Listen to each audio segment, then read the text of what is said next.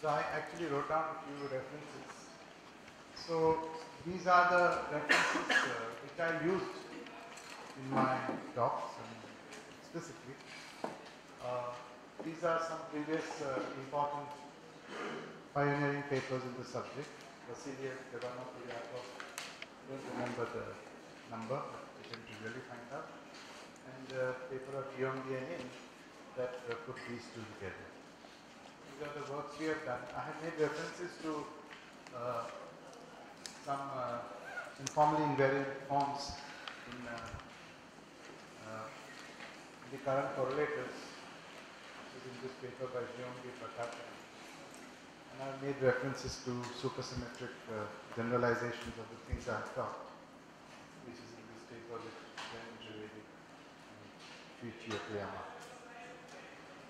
Okay, we have a very long way to go. Somehow I am not so happy with this one.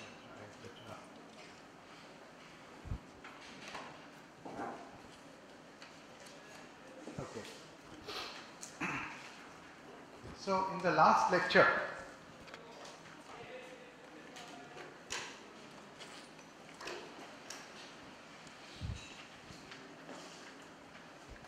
what I indicated was how any specific Chern-Simons theory inherits level rank duality. Okay. That's the main thing we did last time, and that is embodied in the following equation, that the expectation value in the gauge theory of the character of a representation denoted by this one tableau at the point Q in the theory nk is equal to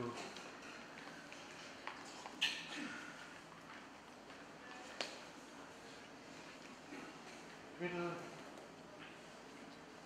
in the theory mod k minus n. So actually the level rank duality is between n and k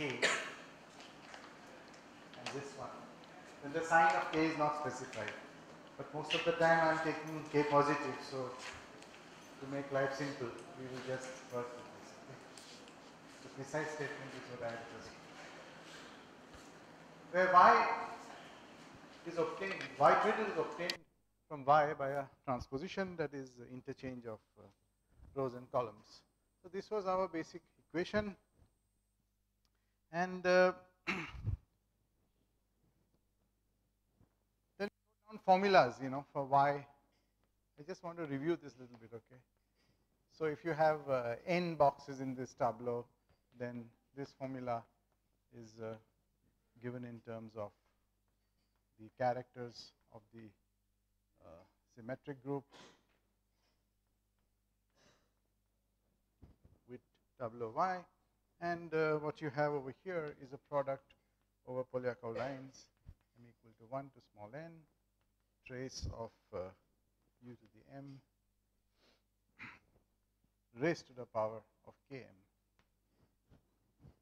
where km denotes cycles of length m. Okay, and we showed essentially that, didn't show, but I indicated that this guy is actually equal to sigma y product m equal to 1 to n minus 1 to the power of m plus 1 trace u to the m raised to the cycles. Okay, this is what we had established last time using some math theorems. The important point is that there is this connection. You make this transposition in terms of the Polyakov lines or the Wilson lines. All you have to remember is it goes from trace u to the n to minus 1 n plus 1. And nothing can be sort of, in some sense, simpler. So we arrive at this simple rule. Okay. Now, now how do you use all this to do computations? That is the point, actually, to really get to the being able to prove something that we want to do. So now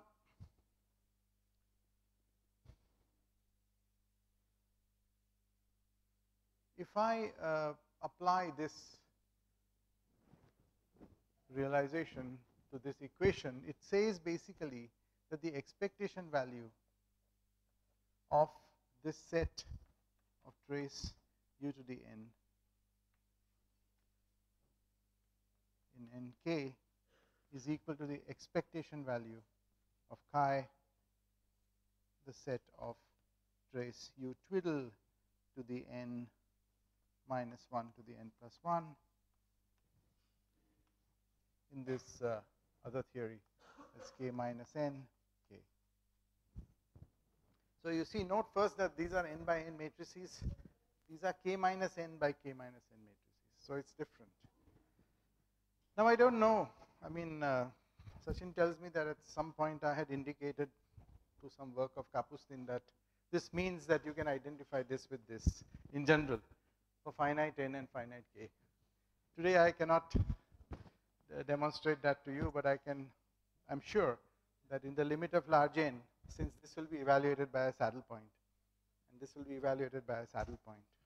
So at these two respective saddle points, because this is true for every representation, every y, I can actually equate this to this. So this is what I'll do. Okay. All right. So what I'm saying is basically that the average values of trace of u to the n because of these equations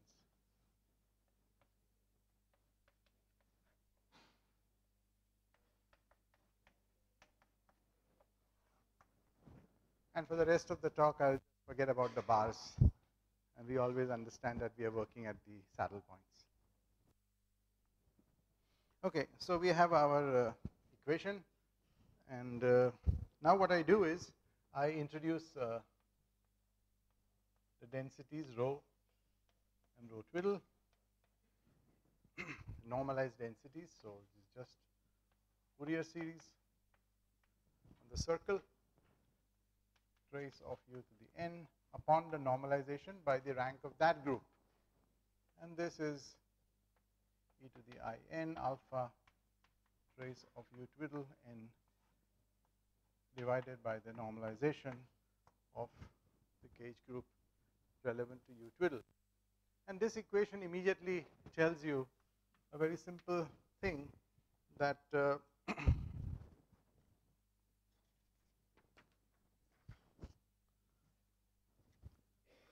n times rho n is equal to, because n times rho n is this guy.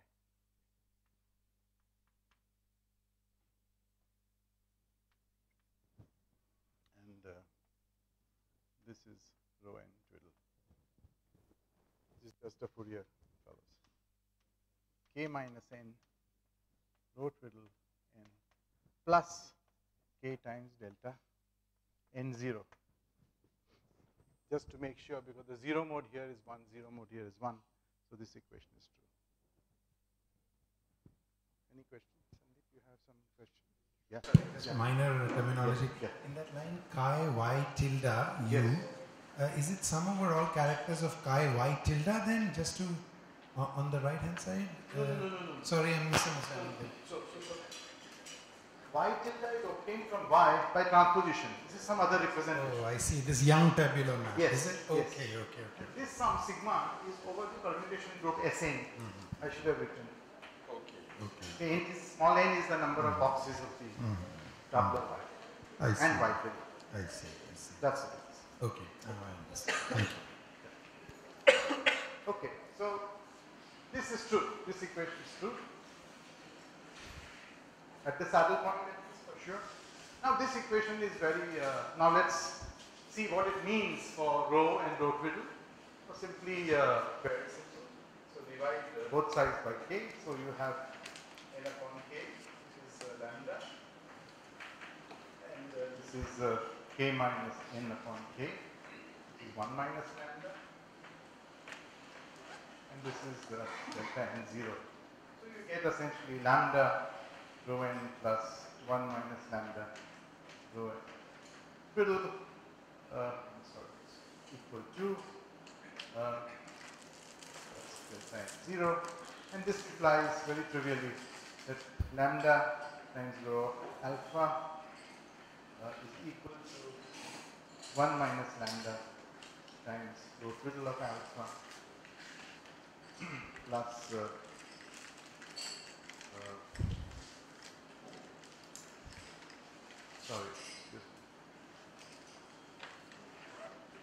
pi plus sine square.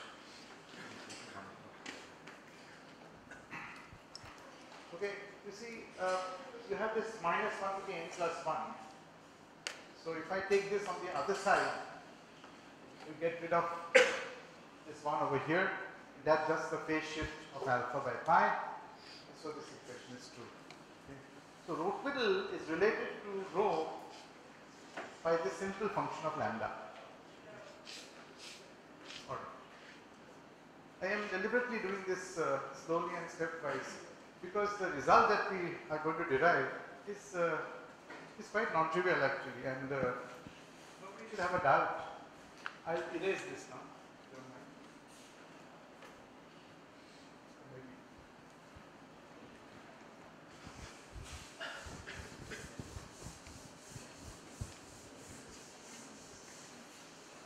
Okay. So now my point is the following. Let's suppose I give you this potential we were discussing in the last 2 lectures, which is a function of the holonomy for some matter theory A, at some value of lambda in this Kn type of theory. So it will be some function of. Suppose I give you this. Now, how to compute this, of course, is another story, and I will just barely have the time perhaps in the discussion. I'll do it. How to sketch the calculation. So now, what I'm trying to say is that this can be written as V of A 1 minus lambda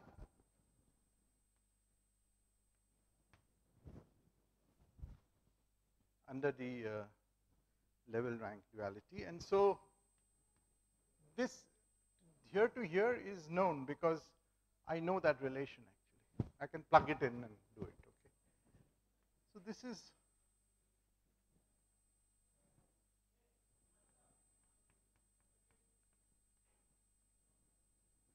rho, where V twiddle of rho is V of rho twiddle. Now look at this. Suppose I know this, then I can find this function simply by substituting over here. Okay. So I get another function of rho, but at the value 1 minus lambda. Now if I can find another matter theory which has this partition function, then I have proved a certain duality, that one theory goes into another theory. So this is the idea.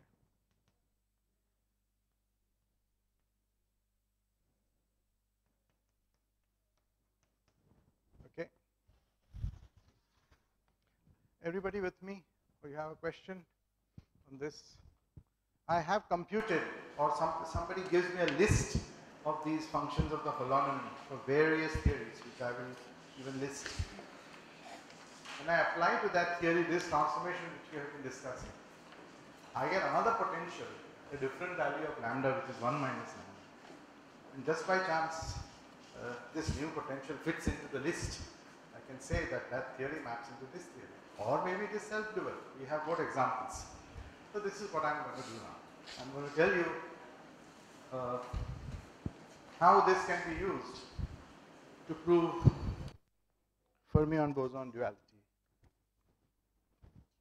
You look suspicious. Did I say something wrong? So, sorry, just to make sure. Again, the V here is the partition function. No. V is what? Sorry, little lost myself. Remember the full partition function? Yes. Yesterday with all that big story, we arrived at a certain product or discrete eigenvalues, and sum over all these fluxes, right? And we had a measure factor I less than j sine of mi minus j upon 2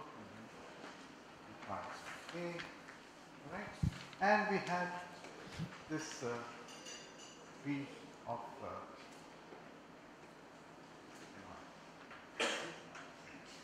this is the potential. After remember I had integrated out the matter. Yeah. And I actually wrote down a certain expansion, derivative expansion in terms of high temperature expansion. Right. The first term of that is this fellow. So wouldn't it be the partition function for the matter on S2 basically for given holonomy? For a given holonomy, For yes. a given holonomy. But I don't know how to compute that, you see. That's almost impossible, looks like to us. So what the trick is to take the sphere, make it very large, approximate it by R2, then go through our first paper that way. So it's just slightly circuitous, but it all works actually. That's correct. Thank you. Okay.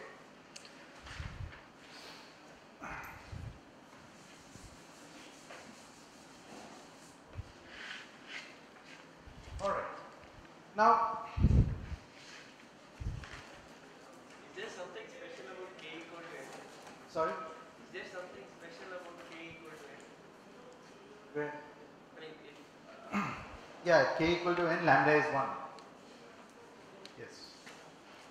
So you get to the other end of it. From 0, lambda goes from 0 to 1. Does that answer your question? Yeah. With 0 and 1, you have essentially a parity conserving theory.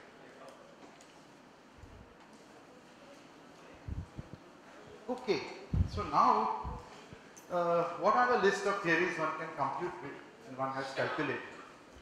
So you can have Chern-Simons coupled to regular fermions. By regular fermions, I just mean massless fermions, psi bar d slash psi plus Chern-Simons. So this is one conformal field theory in 2 plus 1 dimensions. Second conformal field theory is Chern-Simons plus critical boson. This is the gauge theory version of the Wilson-Fisher theory. And it is just massless bosons plus there is an additional term in the action which is written in terms of this Lagrange multiplier, phi bar phi and I summation.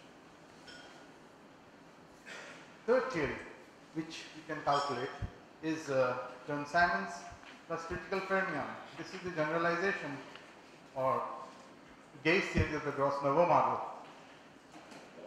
Fermions. Action, additional action is what you expect, phi bar psi plus 1 6 plus 6 fermions.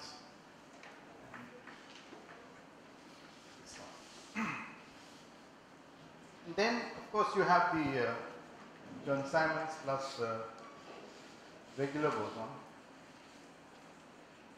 which means basically that you have massless bosons plus the action has the 6th order term, phi bar phi, to the power of 3, coupling lambda 6.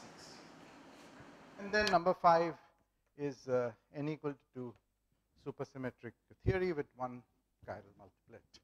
So all these models, for all these models, one knows this animal, one knows V. So now let's take this table and go from one to the other. And what I will show you, I will only show you partially that this is dual to this by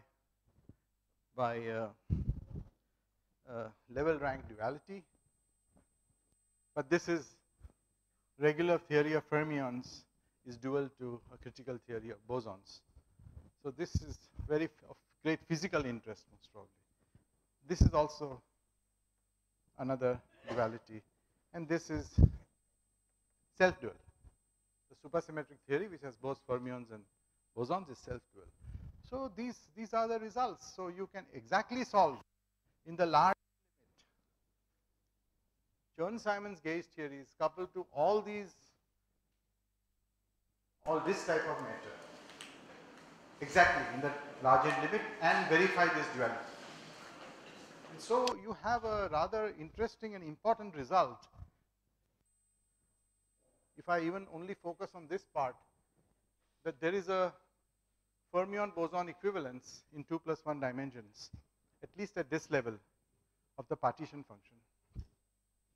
At the level of the S matrix, work is still going on, but not yet completed. Okay. So let me look at this first part for you. Let me write down these two potentials and actually show you a small calculation how really this happens. Okay, I'll do that now.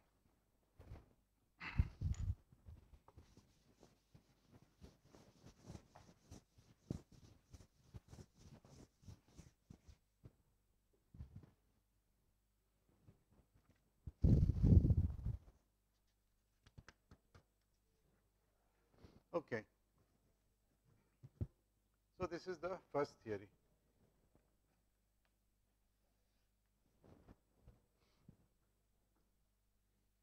So V of rho, I'll write F over here, is equal to 6 pi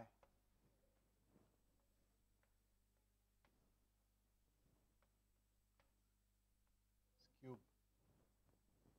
minus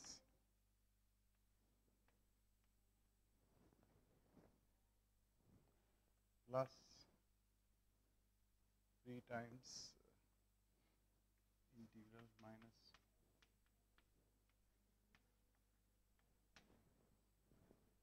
integral C to the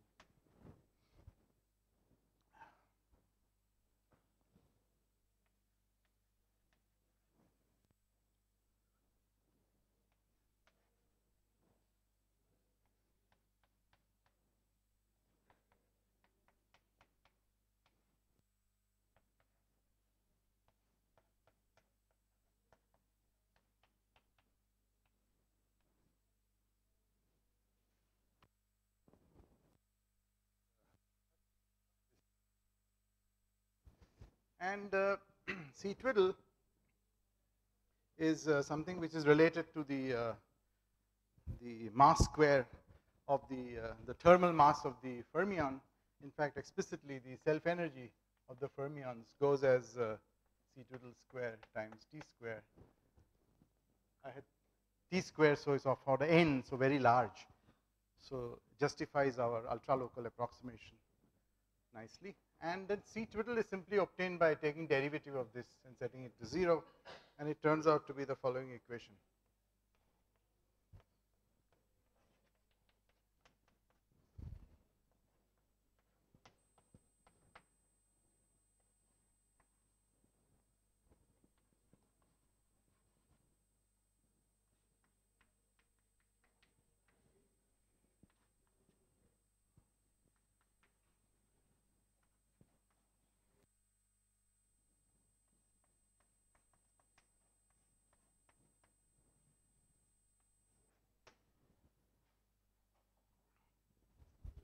Okay, so this is one answer. Now let me write down the answer for the critical boson theory. So the answer is the following: critical boson function of rho is equal to minus n upon 6 pi sigma cube plus, okay, I think I'll write a simpler form for you. This is the final answer.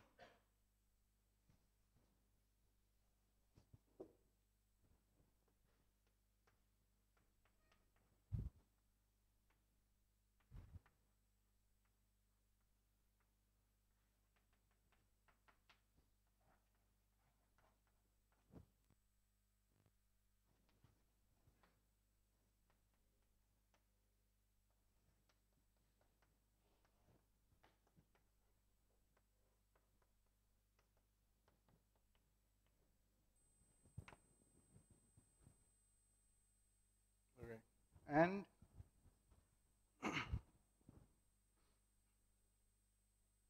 this A turns out to be sigma square T square, and the equation for sigma is minus pi to plus pi d alpha rho of alpha logarithm of twice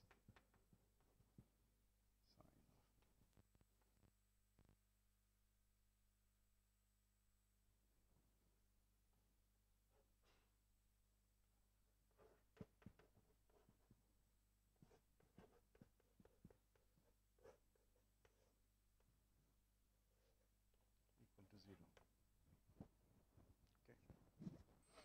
Okay. So these are two formulas for two theories. This is the critical boson theory, and this is the fermion theory, the massless fermion theory. Now, if you make this transformation, which I talked about from rho to rho twiddle, then you can show that this theory goes on to this theory. Okay. So I will actually really want to work out something very elementary for you. So I will actually look at how this equation goes over into this equation. This is what I'll do now. Okay, I mean just a calculation.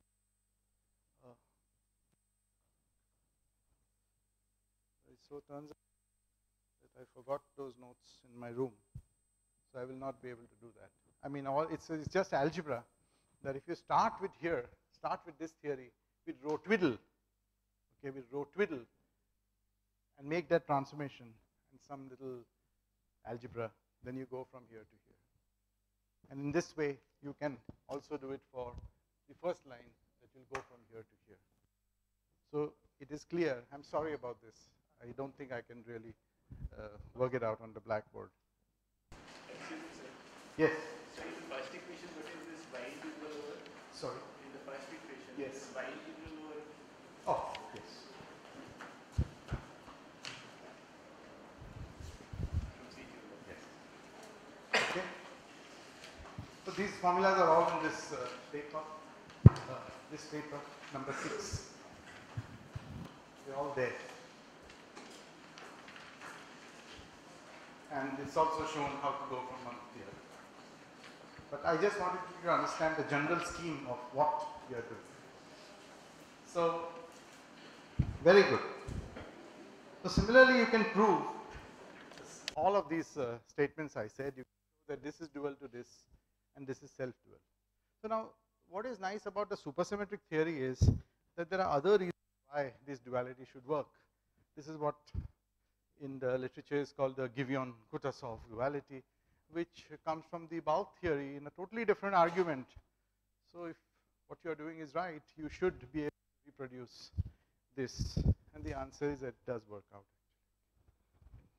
Okay, so this much for the dualities. Sorry? This duality, is it that it is true for any n, but we can calculate it only for large n, or? I don't know. I can only answer for what I can calculate. So you can speculate that these might be more generally true. But as of now, I can say that we have shown it only for large n. I don't know the answer to this question.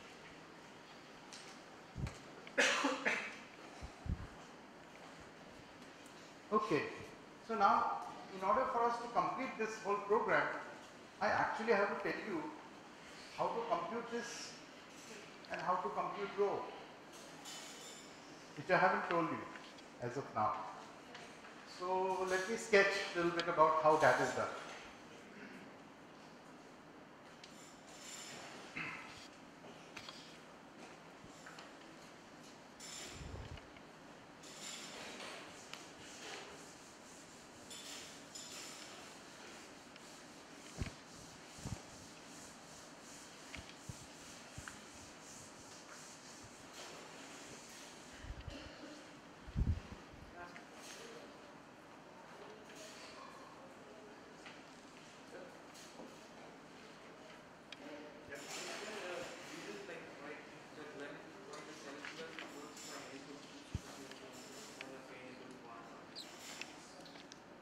So I don't know.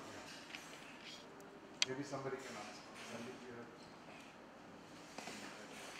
the Givion-Kutuzov duality is the analog of the Seiberg duality in 3 plus 1, which has the same amount of supersymmetry. But more than that, I don't know very much. So you can talk about it. But it will map into something by this mapping. It might very well be okay, but I don't know. You can calculate it.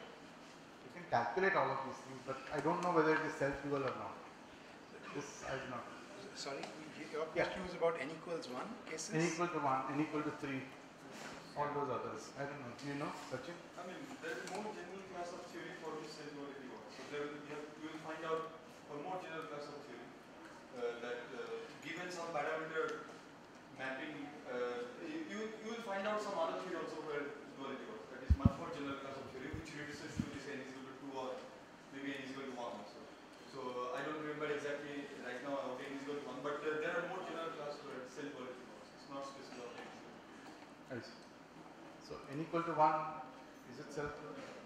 I don't remember exactly, but there is a, so given our, I think so. I don't remember right now, but I think so. That's what I can tell you right away is that if I calculate for n equal to 1 or n equal to 3 or any of these things, and I know how to compute v. I know where it goes, but I don't know whether it will come back to itself or go to some other theory. I don't know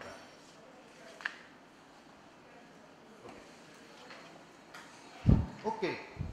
So now let us revert back to the partition function that we talked about.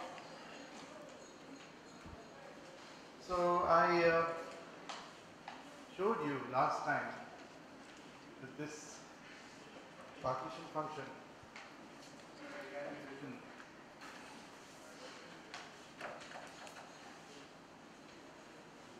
in terms of these discrete fluxes.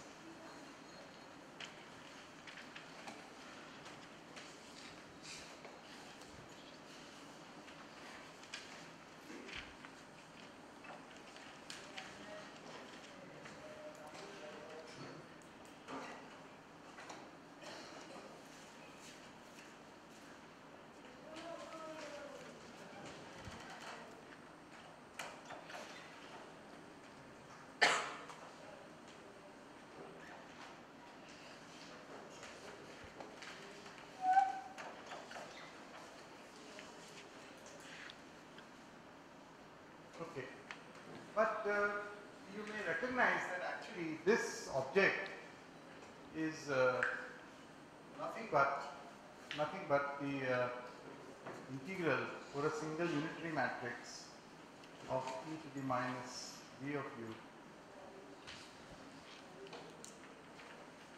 restricted to the fact that the eigenvalues of the unitary matrix are discrete.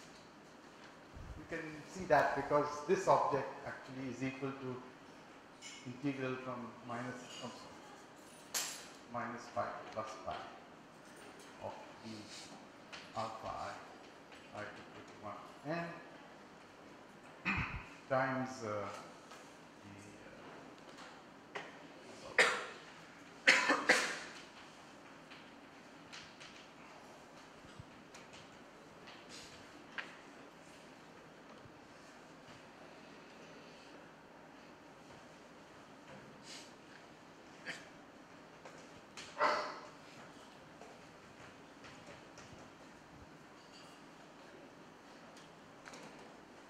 now, if these are discrete, then this will sort of go this.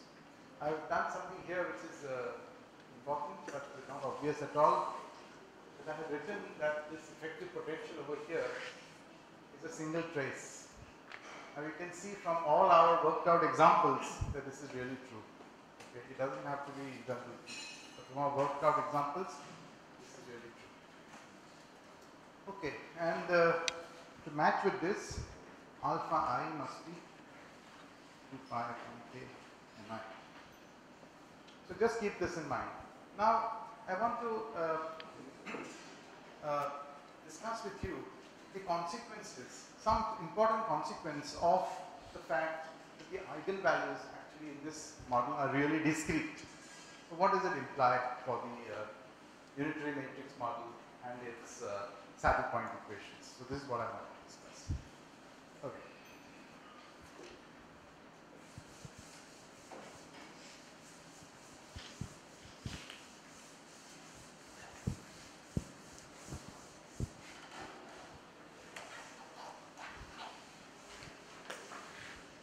Okay.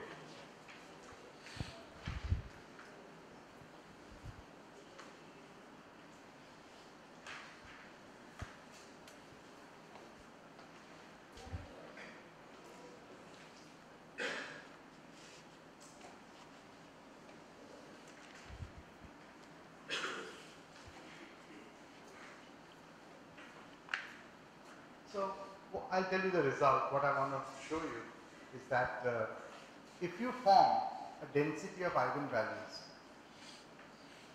in this model, which is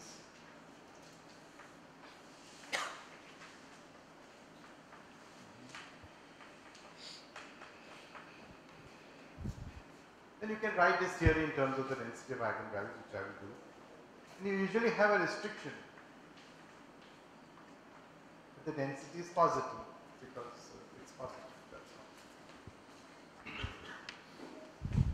Now, in this type of model, what you have is that there is also an upper bound.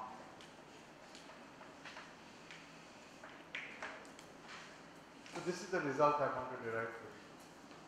And this changes the whole story. That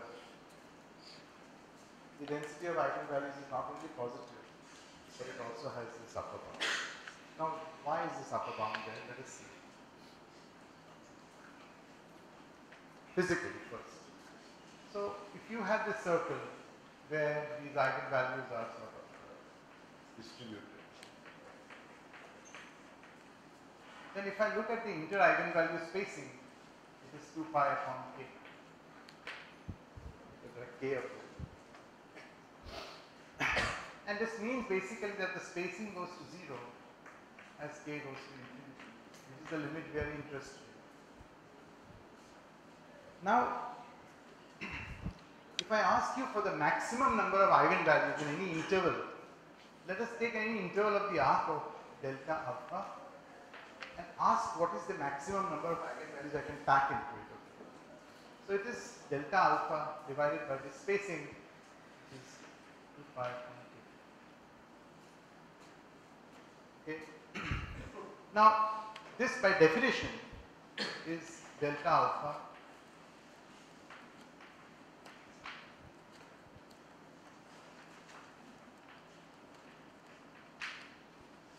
so this is the maximum number of eigenvalues delta alpha. Now,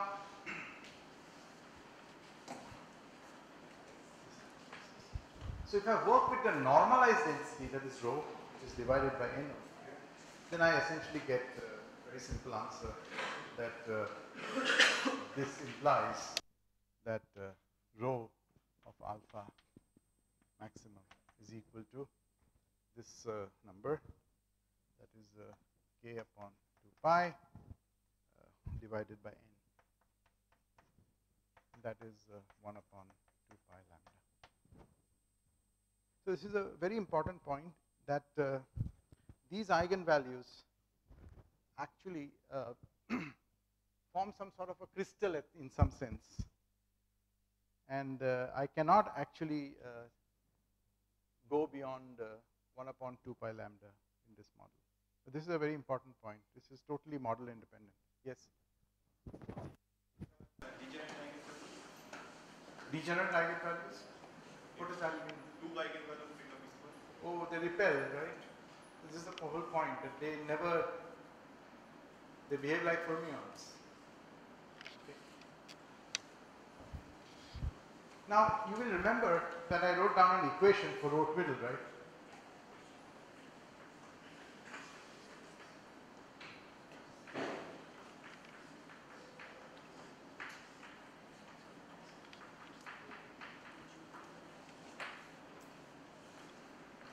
You remember there was an equation I wrote down based on duality.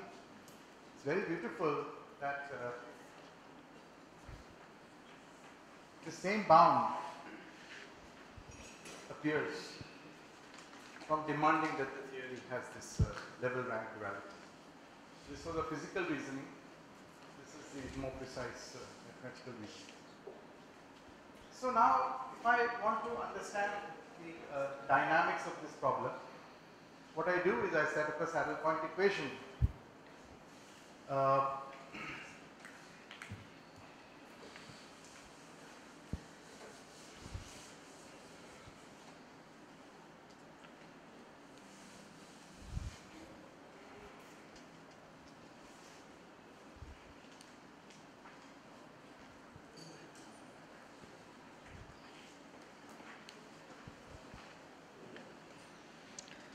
Okay.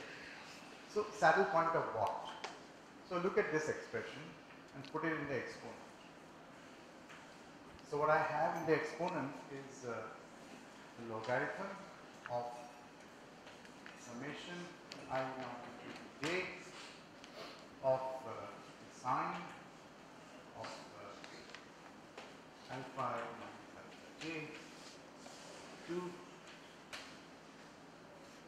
minus I have I. Now you know that this object essentially is of order n square. Okay. And we have adjusted the coefficients in our potential so that it is like n e square v2. They balance each other so that e square v2 is of the order of xi times n. So this object is like xi times n square. So these two terms start balancing each other. This goes as n square, this also goes as n square, but multiplied by xi. So there is a saddle point we can talk about.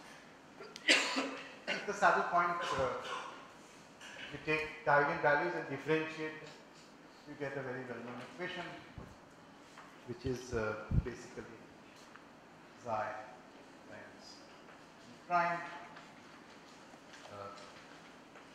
n divided by convenient amount equal to principal value of the cotangent of alpha minus alpha 2.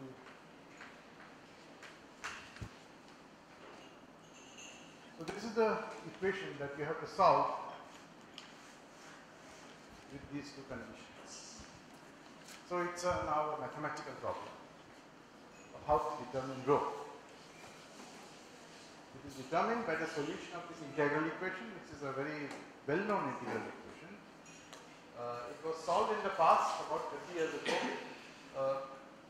It's only this condition, the eigenvalues are positive. Now we have one more condition actually, that they are bounded. And so you have to look for new solutions of this integral equation. And you can find them. They are detailed in our paper in a simple model, trace U plus U diagonal model. And if I have time, I will somehow sketch the type of solution. But at the moment, let me just go ahead by just saying one more thing to you, that the solution of this equation for very large values of C, I will just now tell you what it is.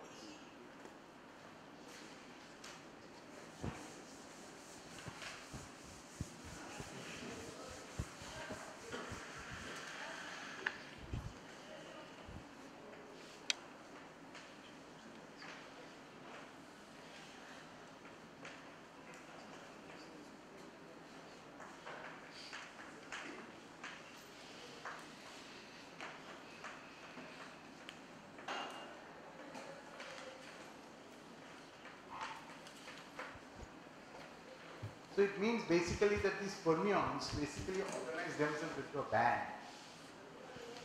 The density is just given by 1 upon 2 pi lambda. This was the result which was obtained in this paper, number 5, which also for the first time emphasized the importance of the holonomy in these problems. So what we have done is, of course, much more general and rigorous.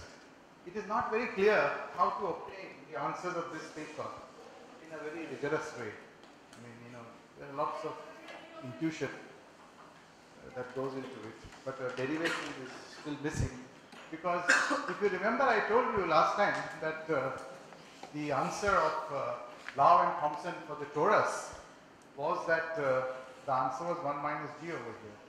You put g equal to 1, this goes away. So where are the fermions on the torus? That was the issue. This is the issue we have not yet resolved really. So, okay. But our calculations on the sphere are completely kosher. Okay, so this is the answer. If this is the answer, then all those calculations where you have this integral is simply replaced by minus phi lambda of d alpha of whatever there is. And this what produces polylogarithms in the answers for the thermal mass, the free energy, and all those types of things. I think polylogs were obtained also by Subir in his original work long time ago, the large n limit of vector models. So, okay. So this is in brief of the question how to determine rho alpha. So there is a scheme, there is a way of doing it, and all you have to solve is these two integral equations, these boundary conditions, and there are lots of base transitions of the okay, whose physical meaning we don't know as yet. Now let me just, it would not be a complete set of talks if I don't tell you how to compute this field. And this is actually the most complicated part of this whole story, and it was actually done in this paper. Sorry, there's one more yin, he yin, which. Oh God. That's because it's being recorded for posterity. Of course. Sorry about that. Thanks for pointing it out.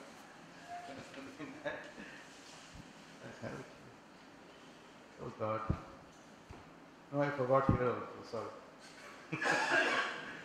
Thank you. Okay. So how do you calculate?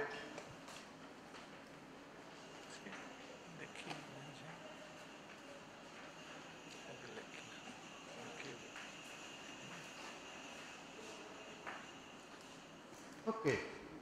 So now let's go back. Let me erase all this, and in the next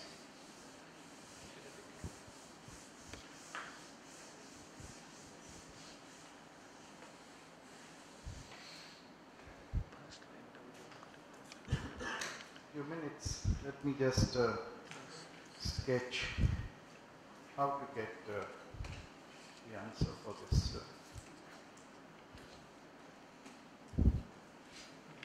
Okay, so we did the calculation because on S2, because S2 provides a compact manifold, and you have the whole system under control. You don't worry about infrared divergence. You can initiate almost anything here. And however, S2 is very hard to compute with, because you cannot actually fix the light cone gauge.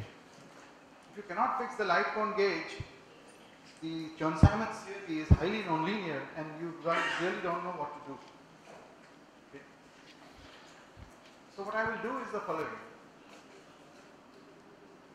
I will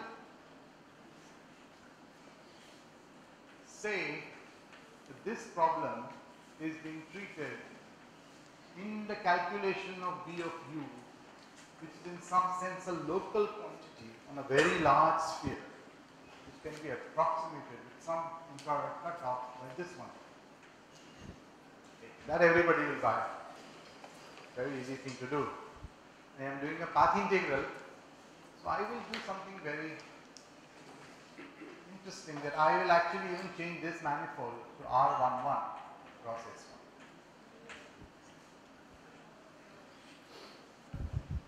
Either you do that or you do an analytic continuation of the gauge field functional integral. So the functional integral that we are essentially interested, remember, is this integral.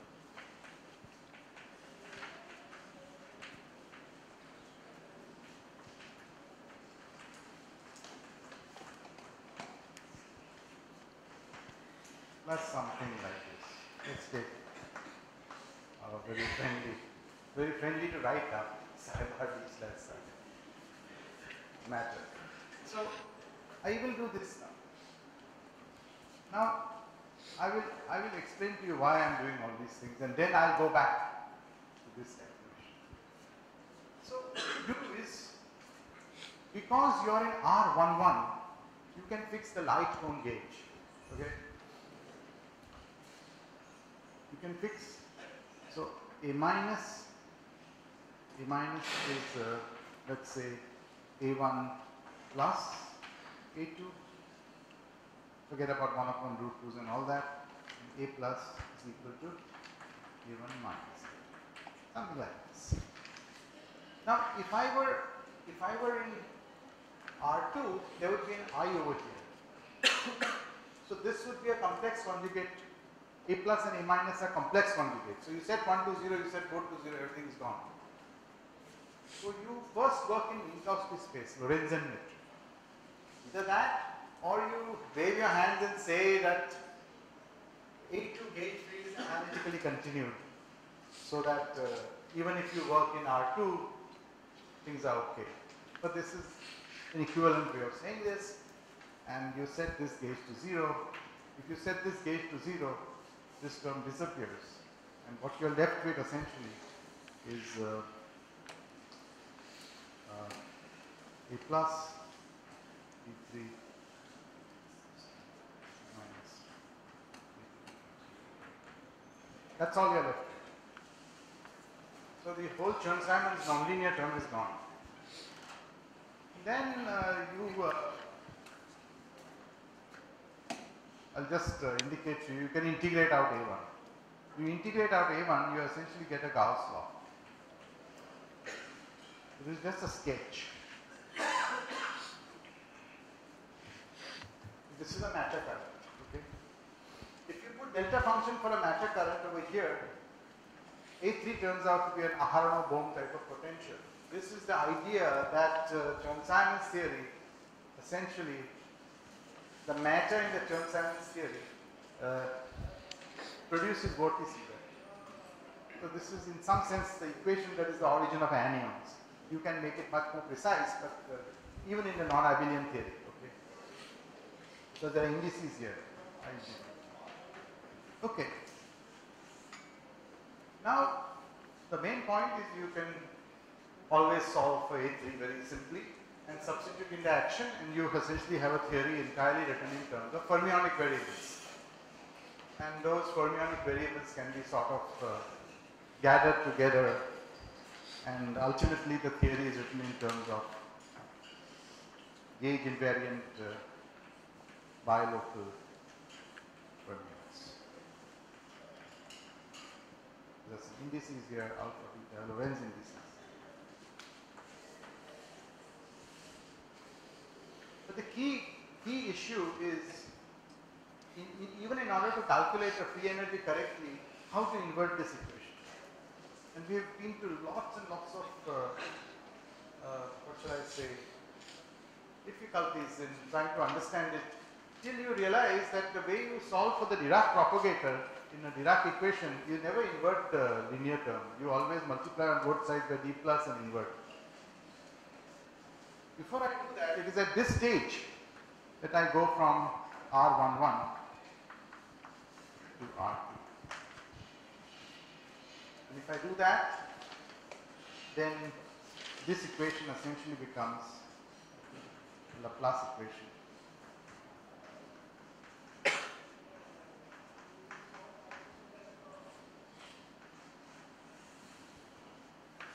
So the gauge field propagator essentially is given by this d plus divided by d plus d minus.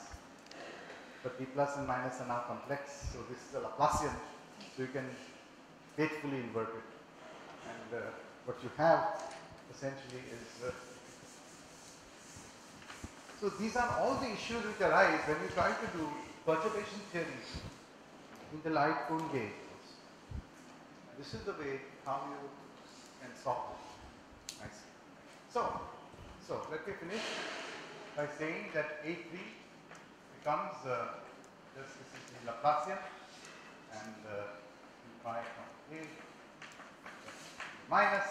However, this is the important point, that there is a homogeneous piece over here. Because it's a Laplacian and not a hyperbolic operator, there is no x plus x minus dependency here. Otherwise, we will have left and right moving plane waves. You got rid of it. Next step you do is you fix this gauge on this mode. So this mode is a constant. Then you use the global gauge transformations to make this into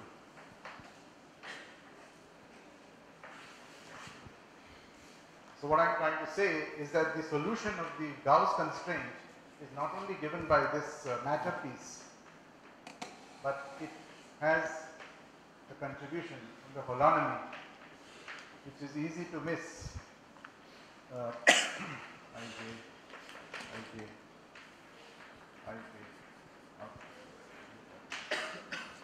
this is the fundamental equation, which means that whenever D3 appears, you have to replace it by D3 minus alpha. That's it. Then you calculate everything as per this paper, which is a few years old, so most of you who are interested in this would have known this. And you can then calculate the free energy, which is computed in that paper. That's therefore the calculation for the potential function V of u. Okay. So it's quite circuitous, but this is the only way you can do it, and all these checks of duality and finiteness, everything is well defined, says that we are on the right track. Also, having done the supersymmetric theory, you're sure that it is Givion-Kutashov dual, so then your calculations also have one more sort of check.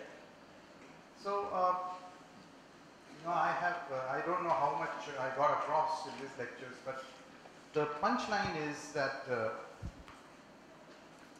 gauge theories in 2 plus 1 dimensions with the Chern-Simons action, which are conformally invariant at least, coupled to all types of matter, are exactly soluble in the sense that the partition function of the theory can be exactly calculated.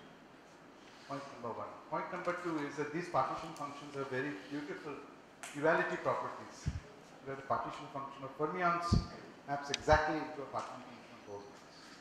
That's interesting because bosonization we have only understood in 1 plus 1 dimensions today. Nobody had actually done this type of calculations in 2 plus 1 dimensions. What would be nice to do is to compute the explicit anion type of operators.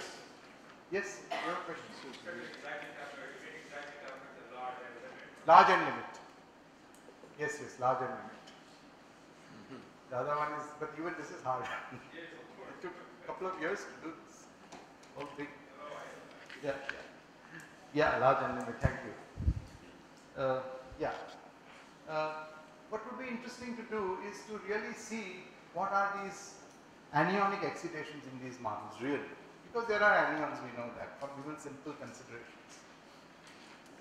And to construct those operators and try to understand the theory, the Hilbert space of this theory.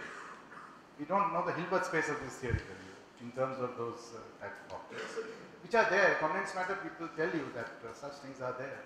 Often wave function tells you that these things are there. We have not been able to pull them out for the non-abelian case. The other thing is deformation of these theories to include masses. This has been done by Sachin, Srichi, Shiraz, and that's it. And also now presently we are Sachin, Shiraz, Srichi, Mangesh, Takimi and myself trying to compute the S matrix for scattering in this set of theories with the masses turned on. It's amazing to say that not working out as yet after many, many months. All the checks are not there yet. Main problem is unitarity. Something is missing. So anyway, with these few words I would like to conclude my talk. But before I let you go, I want to change my hat from being a lecturer, and on behalf of the International Center for Theoretical Sciences of TIFR, I would like to extend my heartiest thanks to all the organizers of this meeting, Dilip Katkar, Nakbukin, Swapna Mahapatra, and Shuman Maharana, Shivabata Majumdar, Jemo Park, Surat Raju, and Sandeep Trivedi, who was the director of this school and has done quite a bit. Swapna, a lot of local work. Thank you very much for everything. And I also would like to thank some people from the ICTS who have contributed a lot. Professor Avinash Dhar has worked very hard also for various aspects of the school. Then Manasi, who is here, and Mayank Sharma, who was here, they have actually held the fort quite well. And then there are other people who have contributed. Snehal Manjrekar, Mandar in our office in Bombay, Mukesh Dodeng in Bangalore, Abhijit Jiva Chennai, all the whole ICTS team has in some way or the other sort of contributed to making this program a success. It's a pretty big thing because it has more than 100 people here. And so thank you for all coming, and thanks all the lecturers. Thank you very much.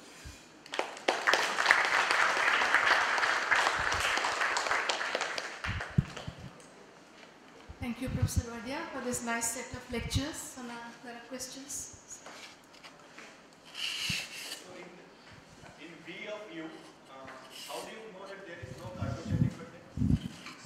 No Cartesian dependence is coming from this A square going to R square?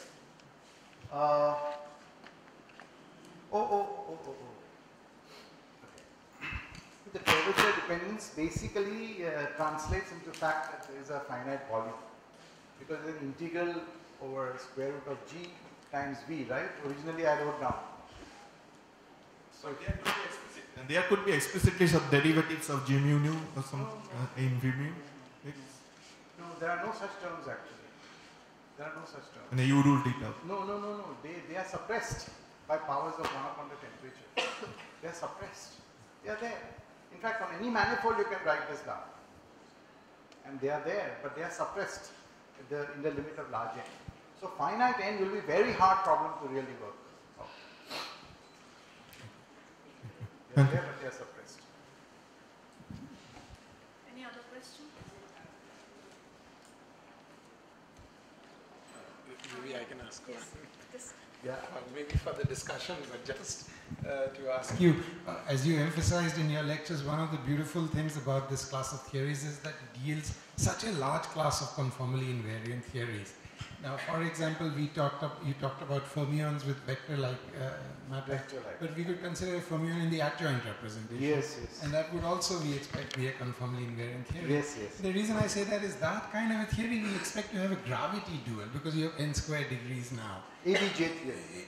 ABJM theory. But a non-SUSY version. Non-SUSY version, yes. And so this suggests that there's a huge class of string vacua with out supersymmetry, which are stable and so on, waiting to be discovered. Yes, absolutely. And I think they should really motivate that kind of a study as well. I really think there should be one of those clay type of problems. Who can solve a gauge theory in the adjoint representation in large n limit? It's a very hard problem, at least for me and my generation of physicists.